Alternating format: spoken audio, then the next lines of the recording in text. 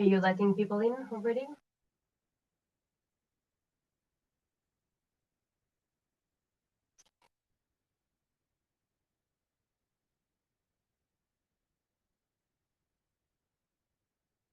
Are you already letting people in? Yes? Okay, great. Then we can start, I think. Good morning, good afternoon, good evening, everyone.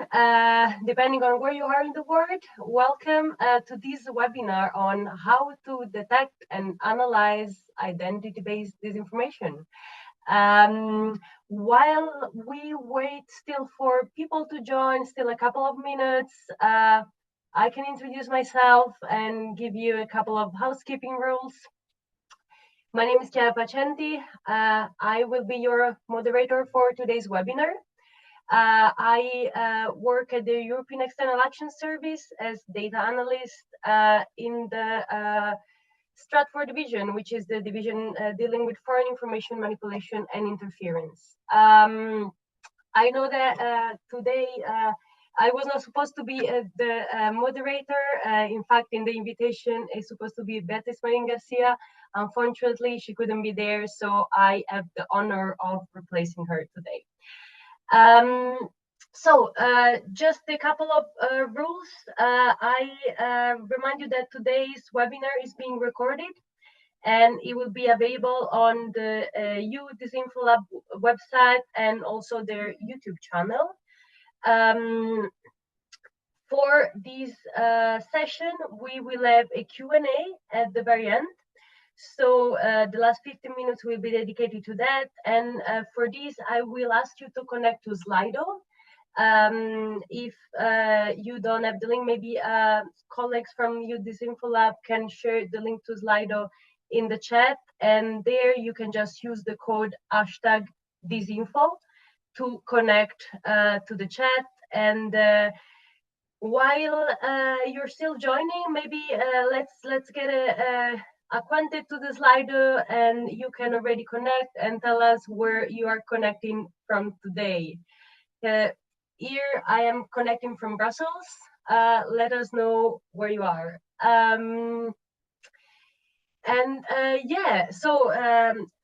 To introduce really this amazing work that we're going to talk about today, I can already maybe say a couple of words on how important this topic is for the EEAS, the institution that I'm representing here today. So since last year at the EEAS, we decided to give and to pay more attention to the issue of identity-based disinformation. We realized as analysts working on tracking disinformation, tracking foreign information manipulation interference, that in fact identity-based disinformation is a transversal topic that is used by multiple actors to carry out attacks of very different kinds. And it's used also as a way to carry out attacks also on other different topics. For example, Russian invasion on Ukraine or situation in the Middle East. The situation are very varied. So last year we produced a report which was specifically focused on FIMI, targeting LGBTIQ persons. The aim was really to help the defender community understand the nature of FIMI, as well as the tactics, techniques, and procedures that are used to target the LGBTIQ+ community. Of course, in doing that, the multi-stakeholder approach is really very important. And for that project last year, the presentation of the report was accompanied by an event where experts were invited. One of the outcomes of this event was that, in fact, sometimes it's really not easy to spot identity-based disinformation or to recognize it as such. This is why a follow-up of last year is actually this year's project that we had the pleasure to do together with two experts at EU DisinfoLab, the publication of a set of OSINT guidelines that are aimed at helping the community to collect, analyze, and gather the evidence on identity-based disinformation. And this was possible really thanks to the help of the two experts that I have the pleasure of presenting today. Maria Giovanna Sessa, Research Manager at EU DisinfoLab, and Raquel Miguel Serrano, Senior Researcher also at EU DisinfoLab. Thank you very much. I leave the floor to you for this presentation today, and I will share in the chat the links, in the Zoom chat, the links to the reports that have been published on that topic. Please, Maria Giovanna and Raquel, the floor is yours. Thank you so much, Chiara, and thank you to our team and to the audience, of course. So, without further ado, rather than starting with definitions, and I have a sense that we kind of all know a little bit already about identity-based information, I think it's more powerful to start with an example of what it actually looks like. And Chiara mentioned the Ukraine war, and this is exactly the context of this piece of Russian propaganda, which says, here is the difference. And it shows what appears to be a Russian soldier with what looks like a very traditional family, with his rifle on one hand and child on another, and a woman. Versus the representation of Ukraine, what we can assume to be two soldiers in what looks like a very proud boat and in a love bubble. So using identity and specifically an alleged LGBTIQ plus identity as an attack, as something that is framed negatively. In the next slide, we have another example from Operation Overload, which, in addition to others media, also impersonated the Washington Post. And here's an example of a piece of content, obviously doctored, obviously false, that they shared, but that looks like it is very realistic, actually, implying that LGBTIQ plus families were more likely to be approved for adoption rather than traditional heterosexual families, which we all know is absolutely not true. So finally arriving to the next slide with definitions. I will not read it out loud, but on the screen you see the definition of identity-based information, which was indeed provided by the European External Action Service in last year's report on FIMI attacks using anti-LGBTIQ plus rhetoric.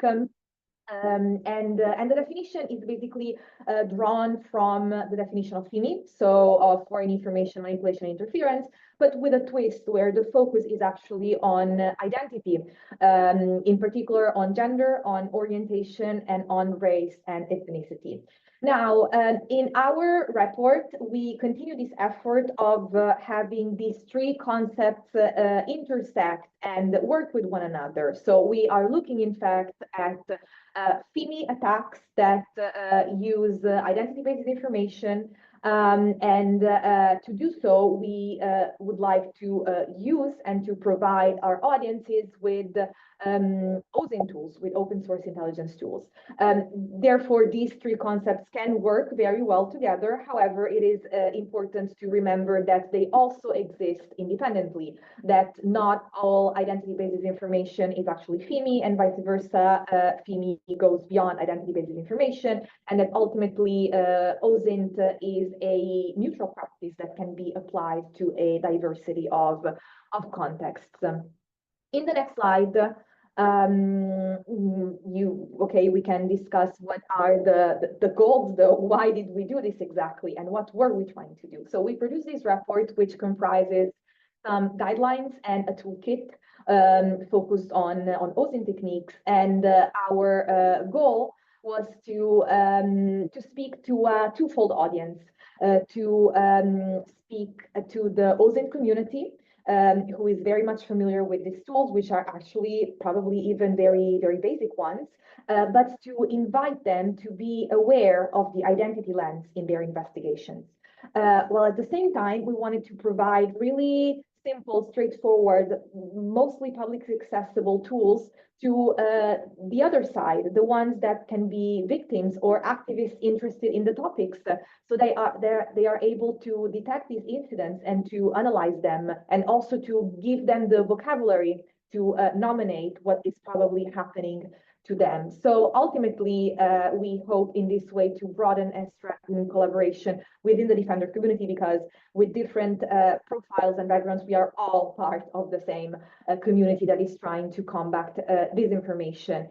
In view of this, getting acquainted to the guidelines, we compiled a list of existing frameworks to study FIMI. And I will not bore you with the details. You are very welcome to go through the report. But I wanted to spend a little time on the SWOT analysis. So what do we draw from these frameworks? And of course, there are always pros and cons in this type of exercise.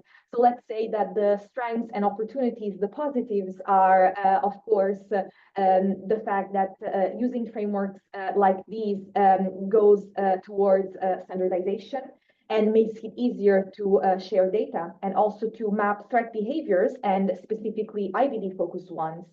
On the other hand, the negatives, the cons, the weaknesses and threats are that inevitably, when we are working with tools that simplify reality, we can lose nuances, and this is absolutely dangerous, especially if we are looking at sensitive topics like identity-based information, and this can lead to biases. And of course, the fact that the beauty of OSINT is also probably one of its burdens, and the fact that these tools are available to everyone, bad and good actors, and so they can be weaponized as well by threat actors that come to know what we know about their tactics, techniques, and procedures. Next slide, please. Yes, so getting to the guidelines, we produced these guidelines for IBD-focused public interest OSINT investigations on FIMI, and of course the name might echo another familiar one to some of you, which are the OSINT guidelines, which have been absolutely precious in giving us the ground to focus on this IBD perspective. So the guidelines can look at the principles that should inspire our IBD-focused FIMI investigations, the scopes and objectives, which range from raising awareness on a certain topic to actually attribute these campaigns to bad actors, and the methodology. I don't want to go too much into the details because I am conscious of time. However, in the next slide, I would like to say a few words about the principles and to suggest how we are implying the identity-based dimension, starting from the first one, which is accuracy, where in addition to transparency, replicability, and lack of bias, we invite always to consider the identity lens when conducting an investigation. A community should focus on the well-being of all the parties involved. We are very sensitive towards vicarious trauma in this community, and also allyship, understanding the different strengths and different challenges of all the stakeholders. Diversity, of course, is crucial, together with understanding context. For instance, some things may be identity-based attacks in some cultures, but not in others. I have no problem in showing my hair, but if a woman that usually wears a headscarf is portrayed in a doctored image without her headscarf, that could equate to nudification. Accountability is crucial, of course, in our field, and ethical considerations are very important. I think that the example that we quote in the report is from a WikiLeaks operation, which many people applauded as something positive, but that actually had the downside of doxing some of the women that were involved and whose personal information was revealed. So there are different challenges for different people. And last but not least, the need to balance, to acquire balance and responsibility, and the fact that every time that we are working with OSINT, it's important to remember that the right to access information needs to be balanced with the right to privacy, and the fact that we can do something does not necessarily mean that we should do it, or we should do it without thinking about the consequences. So this was my last slide. I will leave you now in the good hands of my colleague Raquel to delve into the actual toolkit, which is the fun part. Thank you. Thank you, Chiara, for the nice introduction, and thank you, Maria Giovanna, for providing this identity lens for the OSINT community. Let's move now to the second part of this talk. Our intention, as my colleague mentioned, is to give some guidance to activists and victims. For those in the crowd today, and just in general, people who have witnessed or been affected by identity-based disinformation, who may not be as familiar with OSINT research. So we want to provide a set of tools to detect that they are targets and to collect evidence that can support further investigations. To sum up, we want to empower them and, of course, promote collaboration between researchers and activists. So the first obvious question is, where do we start? And how do you start to conduct your own investigation? First of all, we have structured some questions in order to obtain the most useful information. These are some of the questions that you should bear in mind when conducting one. So first of all, who? And who in different senses. So who are the perpetrators? Who are the authors of the hoax or the campaign? And who is behind the campaign? But also, who are the victims and the targets? And who is the audience this message is designed for? Second, what are these people doing and how are they doing it? What strategies are they using to create and spread the message? Third, where is this attack taking place? On online forums, on social media platforms, on websites? Mapping the online spaces is very important. And when did the attack take place? Because timing is crucial. Probably the bad actors will weaponize important events for their purposes. We have seen this, for instance, with the hoaxes against the LGBTQ community circulating during the Olympics this year. And maybe the final and the most important question you might want to know, why? What are the objectives and the intention of these bad actors? So luckily, there are tools that can help you to answer these questions. And in this report, we have sorted these tools into different categories to guide you in finding these answers. We have listed tools to archive evidence, tools to assess if there is coordination in a disinformation campaign, tools to verify authenticity, tools to identify sources, to know who is behind a campaign, and tools to measure the impact of a campaign.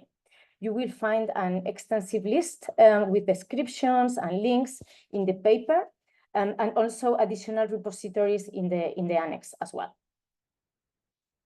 Okay, well, the first set of tools that we provide doesn't serve per se investigation purposes, but they are fundamental to any research process. We must understand that archiving content is crucial, and it's crucial because we need evidence to support our case, and because content on the internet is fluid. It appears and disappears, it's published and it's removed. It jumps from one platform to another, and we need to save evidence. We cannot take the risks that this content is deleted. And the second thing to bear in mind is that we cannot just take a screenshot, because the screenshots are very easy to manipulate and are not accepted as serious evidence.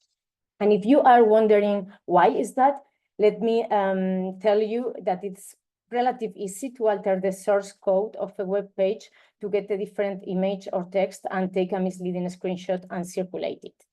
So first, let's see how to archive content to minimize the manipulation risks. If you want to archive web pages, there are plenty of tools. One of the best known is archive.today, you will find it with different extensions probably. And the process is very straightforward. Just paste the URL you want to archive into the red box, and the archive link will be created, always providing a timestamp and the original link. Sometimes somebody else has already archived the page, and you can check it by pasting the link in the black box. In the case it was already archived, you will find the link directly. Sometimes I have to tell you that archiving content is not as easy as it sounds now, and you have to try several tools before getting the archive.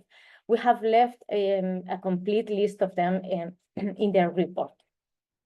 Things can be even more complex when archiving social media content, especially videos that you may need to download before archiving them. You will find also a set of tools to download videos from different social media platforms in our guidelines. And just to mention briefly that it's also possible to archive entire websites or sessions if you need it. Okay. The second step in our investigation is to know if you are dealing with a single piece of disinformation or with a coordinated attack or campaign, such as FIMI. There are some tools that help to collect, integrate, map, and visualize data in order to better detect coordination, such as Maltego or Cytoscape. But more important is to have a look at the many indicators that can point to coordination. We have sorted them in temporal, content, relational, technical, and automation indicators, and you will be able to detect them with a combination of observational and technical skills. For instance, commonalities in content and timing of publication is some of the most obvious evidence of coordination. However, evidence indicating connection among different accounts and common technical infrastructure are even stronger indicators. Let's see it in one example. We can check if there are accounts posting the same content, including in different languages, or have the same or similar profile pictures, or if they are posting at the same time, as you can see in the example below, where the three conditions are fulfilled. These are accounts used in the doppelganger operation. As you know, this is a pro-Russian campaign. And in this case, they are using the same profiles, photos, posting the same content in French and Italian, and exactly on the same day. So this is a clear case of coordination. Another piece of evidence that could prove coordination is that the accounts are spreading the content, were created at the same day or moment. We have tools that allow us automatically compile creation dates for accounts to check this. For instance, the InVid We Verify verification plugin. This is one of the most complete tools that we have to research different aspects of disinformation. And one of its features, we will see later other ones, is the social network analysis. And we can use this feature to see how a specific term or a piece of content was disseminated over time and see if there is a peak of mentions or publications, as you can see in the image on your right. So the tool also gives you the creation date on those accounts. And from here, we can go deeper and research other coordination hints. A disclaimer here is that the social network analysis tool of the plugin is limited right now due to the X restrictions since July 2023, but it allows a research on content posted before that date. Okay. Let's continue. In order to search for similarities in the published content and prove a kind of narrative alignment, the most straightforward method is to conduct advanced or customized searches. We can conduct very specific searches on Google using Google Dots, which are search queries or techniques that allow filtering, limiting, and refining our searches very much.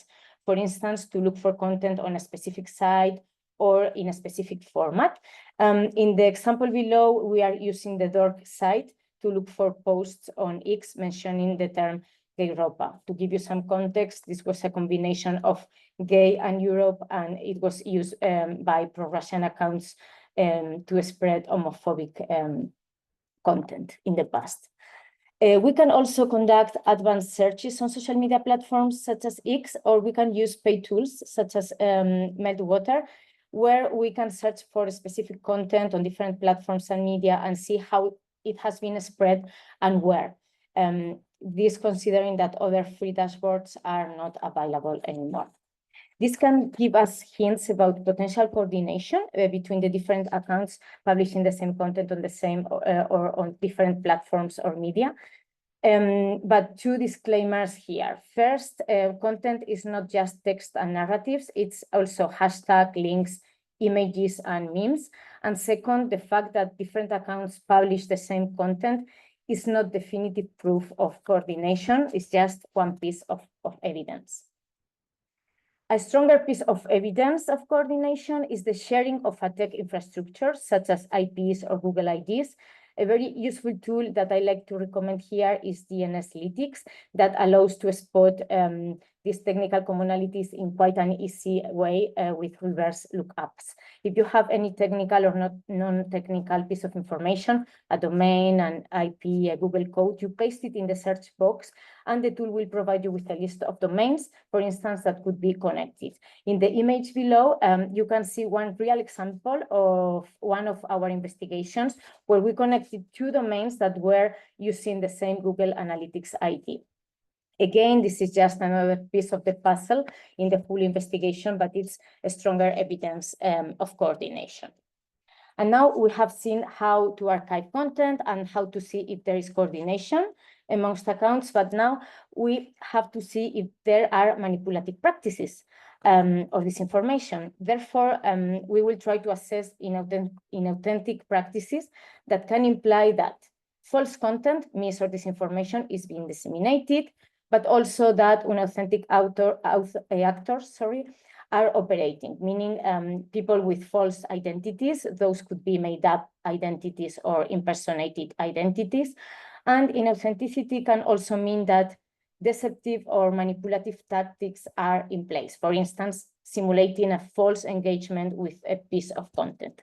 My first recommendation here is go to the fact-checking databases, such as these ones, and check if the content has been flagged as false and if it has been debunked before. Here we are searching for hoaxes about Lia Thomas, a trans swimmer that was victim to disinformation during the Olympics. In the database of known fakes, Google Fact Check Tools is also a good resource, while EU versus Disinfo has a good database when searching for Russia-related disinformation. Then if you find debunked content, you will have direct evidence of disinformation being spread. There are other indicators of inauthenticity. I took this table from a report my colleague Ana Romero published on how to detect coordinated inauthentic behavior, where you can also find an extensive guidelines of indicators of inauthenticity and coordination as well. Okay, one of the easiest and most effective ways to assess inauthenticity is to conduct a reverse image search. Starting from an image, you can see if it has appeared online before and where. And by seeing the original one, you can also assess if the one you are dealing with has been doctored. This was the case with the picture you see on the screen. This was a manipulated image portraying Lia Thomas. When we conducted a reverse image search, we found the original picture and assessed that the one was circulating was doctored. And how can you do this? So you can conduct this reverse search in many search engines, Google, in Bing, and others, but there is a way to conduct a simultaneous search in all those listed in the screen. It can be made, again, using the WeVerify plugin. If you download the plugin, you will be able to hover the mouse over an online picture, right-click, and choose the multiple search option. A disclaimer here is that Yandex is not a very accurate search engine right now. This is a very simple step, but you cannot imagine how many hoaxes are debunked this way. For instance, you can detect that an image is older and it was published out of context, or it has been doctored, as we have seen. And a bonus tip, you can apply this method not just to research images appearing in the content of a post, but also to profile pictures to detect inauthentic accounts and to spot inauthentic actors. And even more interesting, you can apply this methodology to research videos, because again, We Verify plugin has a tool to split a video into keyframes, and the reverse image search can be applied to those individual frames and detect the same falsities in a video. Just to mention that other options to assess an image inauthenticity are conducting a forensic analysis and looking for metadata. We explain these options in the report and provide a list of tools, but we will not delve into them here. And of course, when mentioning inauthenticity, we remiss not to mention AI manipulated or generated content. There are tools to assess if a piece of content has been AI generated. I will mention two different features in the We Verify plugin, one to detect synthetic media and another one to detect deepfakes. They are still in beta. One of them is used to detect swapping faces in videos, and the other one AI-generated images. And we have as well listed other tools to detect AI-generated content in our report. A disclaimer here, this is not a perfect, there is no a perfect tool, and you have to be diligent. The best recommendation is to check the same content with different tools, and even to check different sources of the same content and try the tools with different links. This is what we have done in the image below with different results, as you can see. The message here is that it's very difficult to have a definitive assessment, but the more tools and cross-checks, the better. And next step in our research is look for the source of the hoax or the campaign. If we are dealing with FIMI, probably we will be searching for foreign indicators. For instance, foreign names, traces of third languages, poor translations, other locations or time zones, but sometimes it's not so obvious. And to be clear, this is the most challenging part. It will be very difficult to know if we have found the original source. Another disclaimer is that endorsement doesn't mean attribution, so maybe we can find accounts spreading a message that are not the creators or the masterminds of the campaign. However, we can get closer to the source by following some advice. We should focus our investigation on the accounts spreading the hoax first or before others. Consulting fact-checking databases can help determining the propagation loop. We must explore as well the accounts with the most connections and influence. And we have to search for the content on different social networks, platforms, or forums. And of course, we have to consider context analysis and visual observation. And then we will investigate the publicly available data we have found. We will try to hunt the source by continuing the investigation with this available data. We can have, for instance, usernames of accounts that we can check with tools such as username search or name check. We can have, for instance, names or pictures of suspicious people, and we can look for more information about them. We can have email addresses or telephone numbers, and we can use tools such as Truecaller, Hunter, IO, EEAS, etc. And we can also research IPs or websites or domains with DNSlytics or other domain tools such as Whois. There are plenty of tools allowing to conduct this kind of investigations based on open source data, and this way we can get at least closer to the source. One disclaimer here, researching personal data requires comply with GDPR.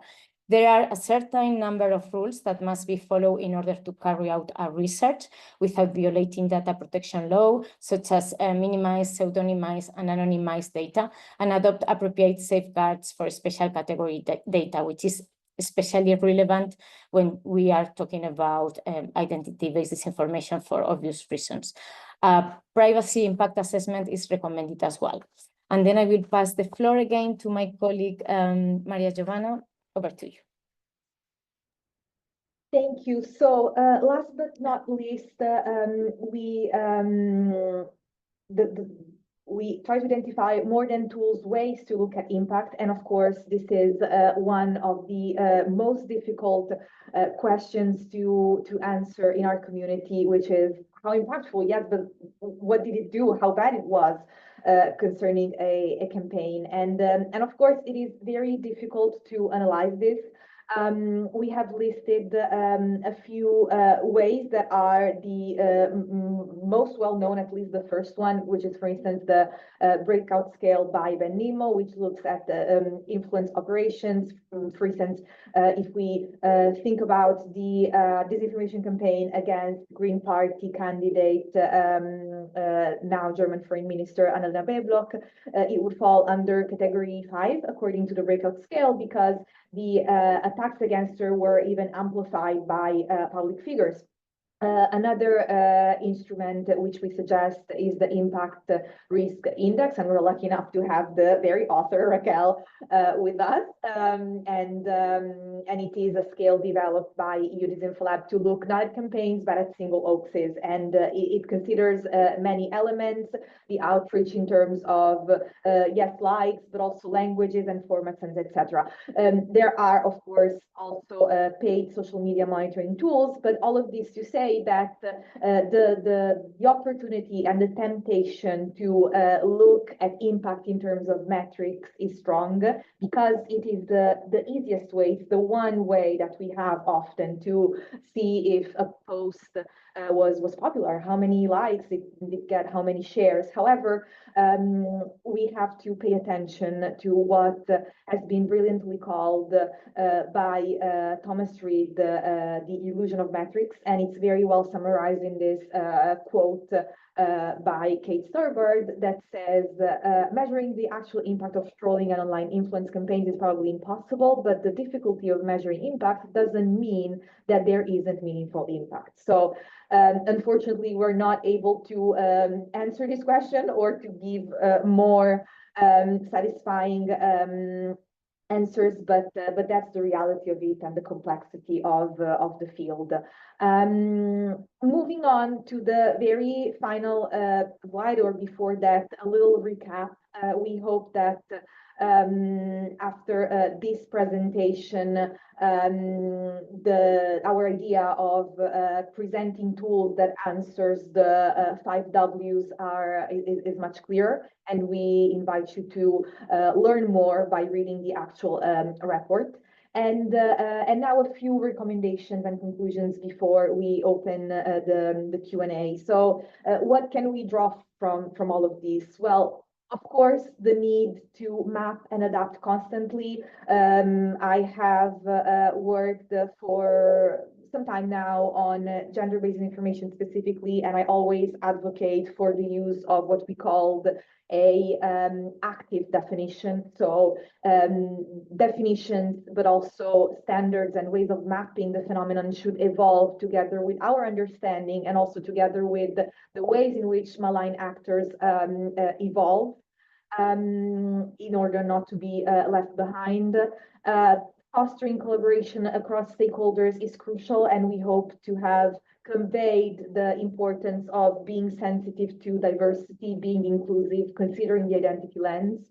Ensuring data access is crucial, and there's only so much that we can do and advocate for as researchers, but of course, it will be crucial that institutions help us, and also platforms are held accountable in this regard, because we cannot study something that we can see. And the importance of adhering to legal and ethical standards, because again, if you are able to do something, doesn't mean that you should, or doesn't mean at least that you should not assess properly the risks. We should be always inspired by public interest, and be aware of GDPR, even for your own protection. This is absolutely important. As a community, we are moving more and more towards interoperability and the use of common frameworks, which is great. And in this regard, as I've mentioned before, we need to find the right balance, which is not always easy, between generalizing, between being able to keep track of things even a few years from now, but also at the same time being very mindful of of some details, and these details, which are whatever not so small when we're speaking about identity, are crucial. And ultimately, the importance of promoting a whole of society form of resilience and of information integrity. And I strongly believe that as a community, we are doing our best for this, and hopefully these guidelines and toolkit minimally contribute to making people stronger when faced with these attacks. I think that we have now finished the presentation, and we can move on to questions. I will leave the floor to Chiara. Thank you very much. Thank you very much, Maria Giovanna. Thank you, Raquel, for this extremely insightful presentation. I love how these guidelines are a very practical tool for anyone, starting in this field and wanting to pursue an OSINT investigation on identity-based disinformation. I will start taking some questions from Slido. For everyone, I remind that we're on slido.com, and the code is #disinfo if you want to ask your questions. And I will start with a couple of questions. You, Raquel, Marijona, you decide how to split that. So first of all, as a definition, what is the definition? What is the difference between identity-based disinformation and gender-based disinformation?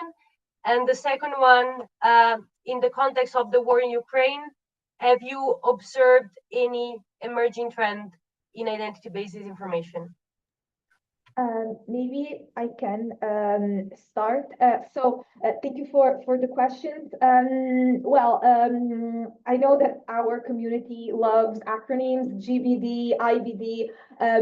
So the simplest answer for me is that gender-based disinformation is a form of identity-based disinformation.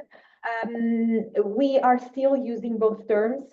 Gender-based disinformation tends to look at attacks against women in positions of power and visibility. And I have to say that I believe that this is the case because as opposed to men, it is easier to see women as the binary alternative. But this is, of course, not the only affected category by these sort of attacks. And more, I think that the community is understanding the need to move beyond a binary conception of gender, and identity-based disinformation provides an answer in that sense because it is more inclusive. Of course, these categories exist in parallel, but also overlap. We know how disinformation actors exploit multiple salient and polarizing issues.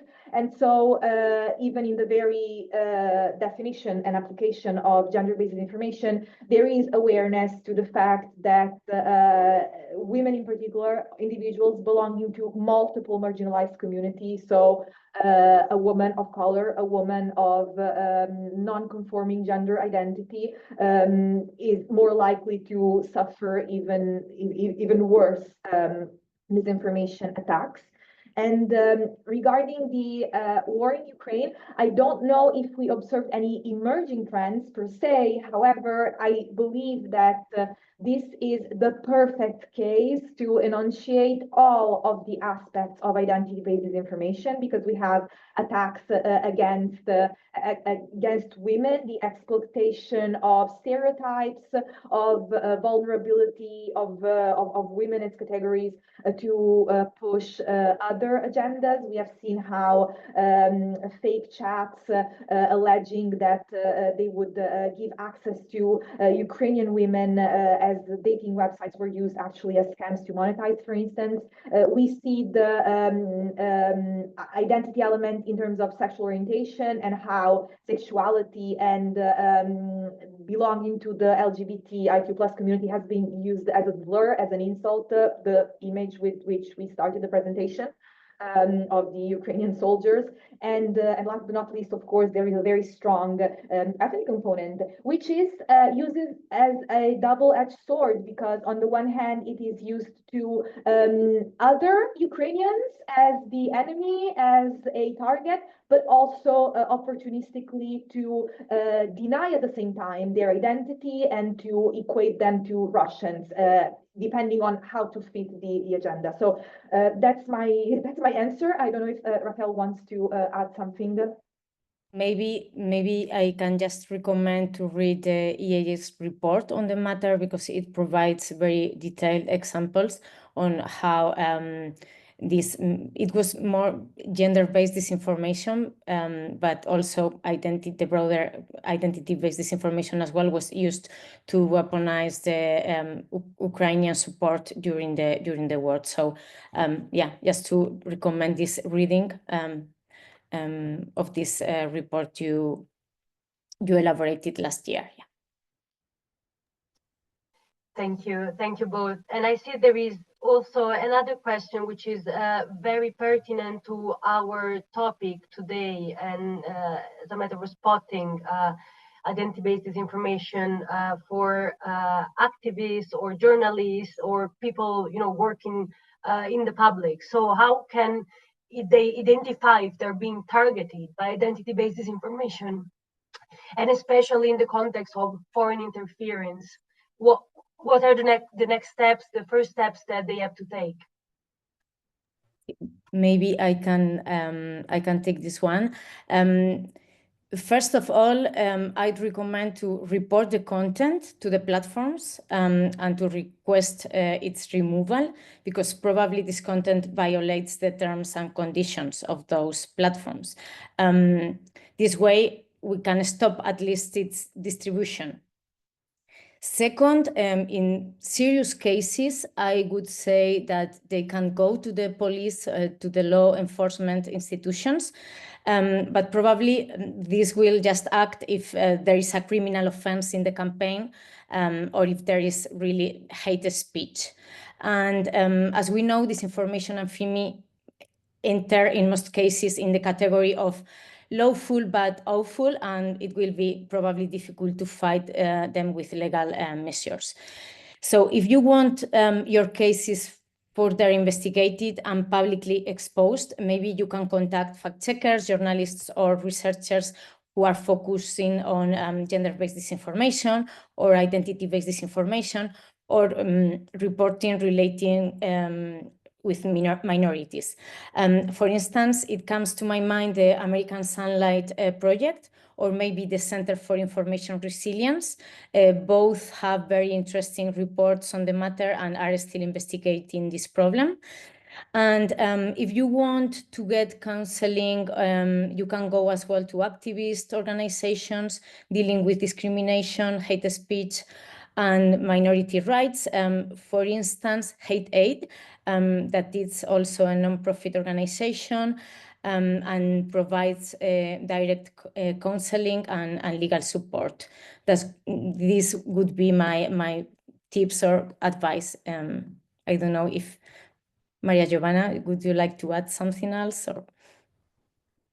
I think you gave a very complete answer. Maybe another recommendation, starting from the basics that we suggested, is also to archive everything in order to be sure to keep track of the attacks and be able to provide them if needed.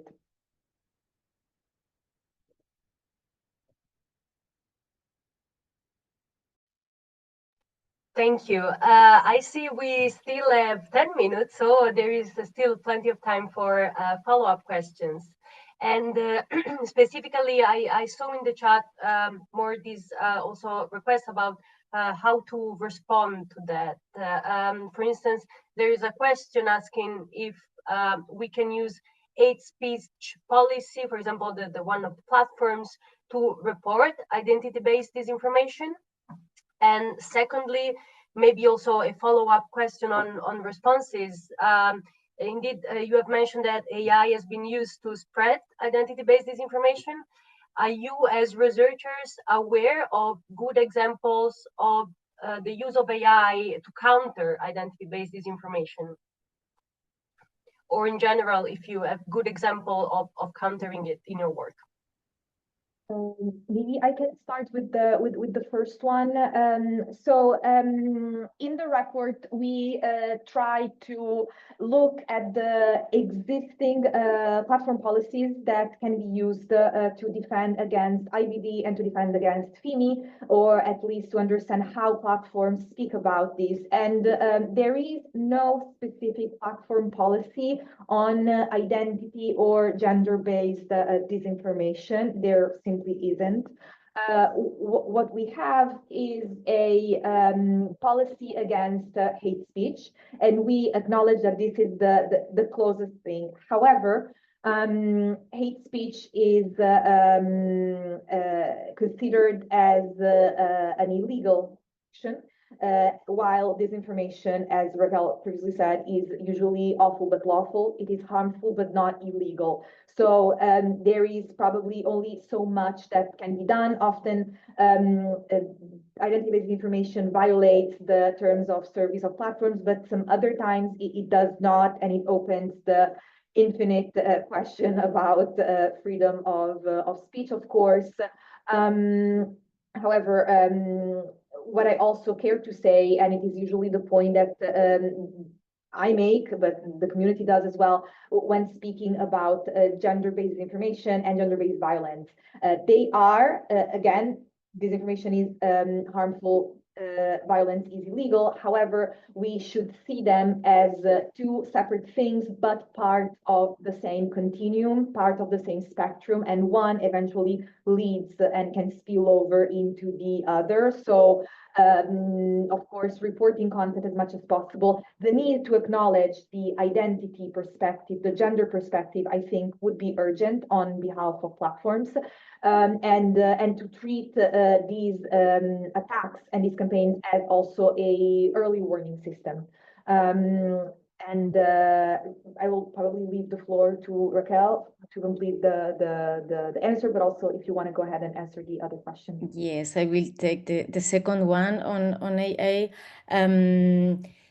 Most of the tools we have seen in the presentation are based on AI technologies. So there are plenty of projects right now working on building and creating AI-based tools used to fight disinformation from different aspects.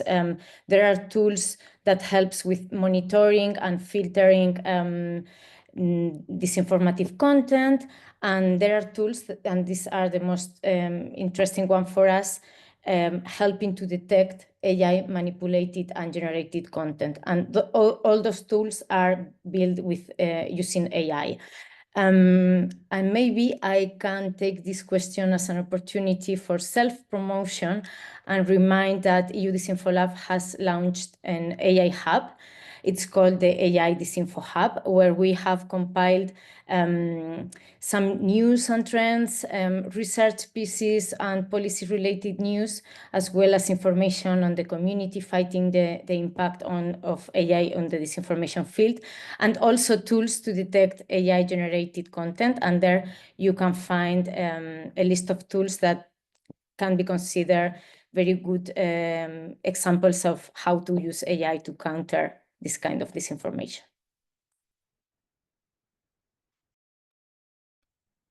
Thank you very much. I will move on with other questions that are indeed a follow-up of what you just said, describing specifically when it comes to behavior of threat actors of any kind. So how could you confidentially attribute a certain behavior and describe it?